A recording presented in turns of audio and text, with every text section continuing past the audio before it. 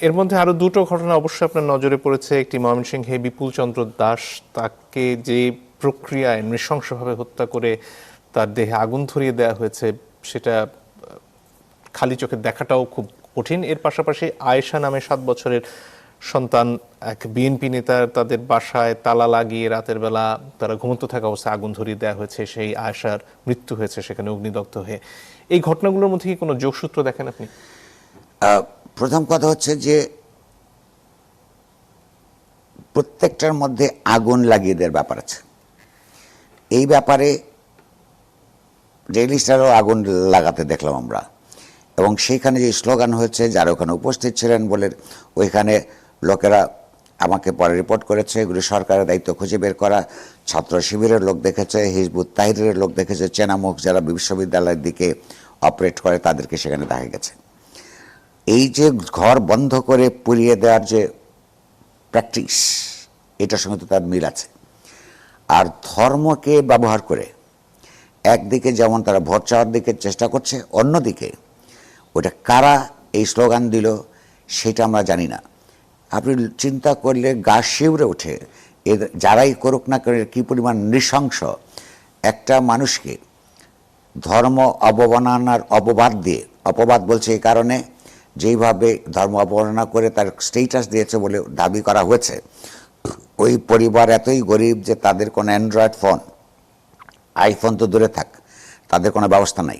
ওই ছেলেটি একটা বাটন ফোন চালাতো, সেইখান দিয়ে ওই রকম কিছু করবার কোনো ইন্টারনেট ব্যবহার করবার বা ইউটিউবে করবার কোনো ব্যবস্থা নাই। তাকে প্রথমে এতগুলি মানুষের সামনে তাকে পিটে হত্যা করা হলো। হত্যা করার পর নির্মম নৃশংসভাবে তাকে গাছের উপরে তুলে আগুন দিয়ে বীভৎসভাবে পুড়িয়ে দেওয়া হলো, এবং সেখানে কোনো পুলিশের উপস্থিতি আমরা দেখলাম না। অর্থাৎ সরকারের যে আইন শৃঙ্খলা বাহিনী সময় মতো হস্তক্ষেপ করতে ব্যর্থ হয়েছে, অথবা তারা করতে চায়নি, এইটার জবাব এই সরকারকে দিতে হবে। মনে রাখতে হবে, আওয়ামী লীগের স্বৈরতান্ত্রিক সরকারকে বিদায় করবার জন্য এই দেশে অনেক মানুষকে, এমনকি সর্বশেষ জুন জুলাইয়ে 3 সপ্তাহের মধ্যে 1500 মানুষকে হত্যাকাণ্ডের শিকার হতে হচ্ছে, যার মধ্যে 130 জনের বেশি শিশু, 20,000 মানুষকে পঙ্গুত্ব বরণ করতে হয়েছে। তার মানে 6 থেকে 700 লোক সারা জীবনের জন্য আইসাইট হারিয়ে ফেলেছে, তার দৃষ্টি হারিয়েছে। একটা স্বৈরতান্ত্রিক দায়িত্বহীন সরকারকে সরাবার পর এখানে যে রাজনৈতিক গণতান্ত্রিক ব্যবস্থা তৈরি হবার কথা ছিল, তার বদলে এই অনির্দিষ্টকাল ধরে এই সরকার ক্ষমতায় থেকে তার চাইতো আরেকটা যে আপনার একটা দক্ষিণপন্থী ধর্মীয় ফ্যাসিবাদী রাজনৈতিক প্রবণতাকে সাহায্য করে চলেছে এই সরকার। সেইটার জন্য এই সরকারের পরিণতি ভয়াবহ হতে পারে, এবং তারা যদি এখনও সাবধান না হয়, এখনও যদি একটা সুষ্ঠু নির্বাচনের মাধ্যমে ক্ষমতা হস্তান্তরের দিকে না এগিয়ে নিজের ক্ষমতা প্রলম্বিত করা এবং দক্ষিণপন্থীদের রাজনীতিকে সহযোগিতা করে, আবার আমি বলছি তাদের বিরুদ্ধে ভয়াবহ আন্দোলন সংগ্রাম শুরু হবে। এরা বুঝতে পারছে না তখন জামাত আর শিবির তাদেরকে রক্ষা করতে পারবে না। সরকারের মধ্যে যে আরেক সরকার আছে সেটার ইঙ্গিত আপনি করছিলেন, কিন্তু সব মিলিয়ে আসলে নির্বাচনের তফসিল ঘোষণা থেকে শুরু করে নির্বাচনের দিকে এগিয়ে চলার ব্যাপারে যে কাজগুলো করার দরকার, সেখানে কি কোনো খামতি দেখছেন আপনি সরকার? আমি আমার কিছুদিন আগ পর্যন্ত আমি বলতাম সরকারের ভেতরে সরকার আছে, কিন্তু গত কয়েকদিনের ঘটনার মধ্য দিয়ে আমার কাছে মনে হচ্ছে সরকারের ভেতরে সরকার নয়, পুরো সরকারটাই একটা দক্ষিণপন্থী রাজনীতির দখলে চলে গেছে।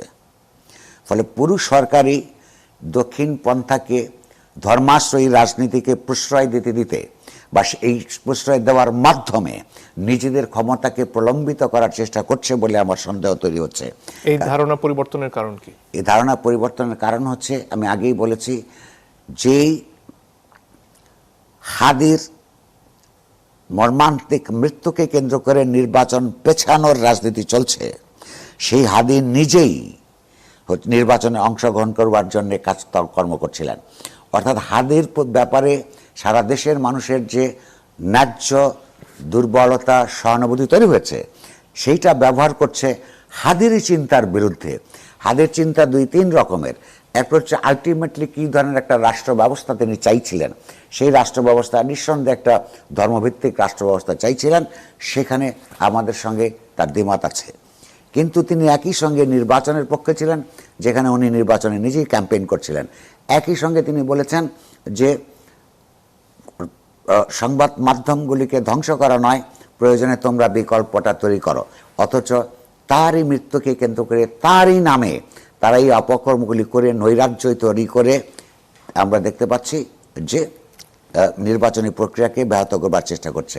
এইখানে আরেকটা আমার সন্দেহ আছে, এই সন্দেহ দূর করবার দায়িত্ব সরকারের। আওয়ামী লীগ এবং জামাতের তাদের রাজনৈতিক কৌশল এবং লক্ষ্য মিলে যাচ্ছে। আওয়ামী লীগ নিঃসন্দেহে আগামী নির্বাচনকে ক্ষতিগ্রস্ত করতে চায় এবং তাকে ছাড়া হবে না এরকম কথাবার্তা তারা বলছে। একই সঙ্গে জামাতে ইসলামী এবং তার বুদ্ধিজীবীরা ইতিমধ্যে বলতে শুরু করেছে, আর জামাতে ইসলাম তলে তলে কাজ করছে নির্বাচনকে পিছিয়ে দিয়ে আরও সময় নেবার জন্যে।